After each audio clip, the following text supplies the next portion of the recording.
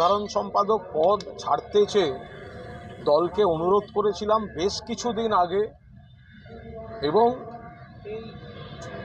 সেটা প্রকাশ্যে টুইটও করেছিলাম এবং আমার এক্স স্যান্ডেল থেকে এই দুটো পদ আমি সরিয়েও দিয়েছিলাম।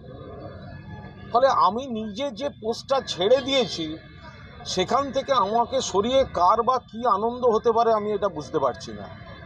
আমি তো নিজেই জানিয়ে দিয়েছিলাম যে আমি মুখপাত্র থাকতে চাই না, দল আমায় অব্যাহতি দিক, সাধারণ সম্পাদক থাকতে চাই না, আমি মিসফিট, আমি তো এগুলো বলেছিলাম। কিন্তু তারপরেও দল যা যা দায়িত্ব আমায় দিয়েছেন আপনারা সবাই সাক্ষী, তৃণমূল কংগ্রেসের একজন সৈনিক বা কর্মী হিসাবে আমি সেগুলো পালন করেছি। তো ফলে কোনো কুইজ মাস্টার যদি লেখেন যে তাকে রিমুভ করা হলো,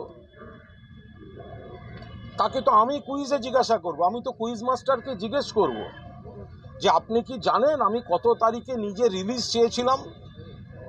আমি কুইজ মাস্টারকে জিজ্ঞেস করব যে আপনি কি জানেন যে আমি এই দুটো পদ থেকে নিজে অব্যাহতি চেয়েছি।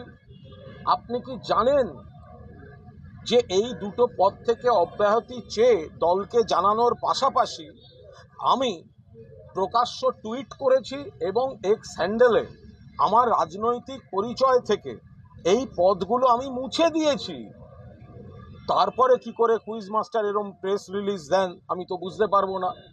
আমি এখনো পর্যন্ত আমি দুপুরবেলা যখন আমি খবর পেলাম যে আমার এটা টাইপ হচ্ছে তখন আমি ফোনটা অফ করে ঘুমিয়ে পড়লাম, কারণ আমার ঘুম পাচ্ছিল।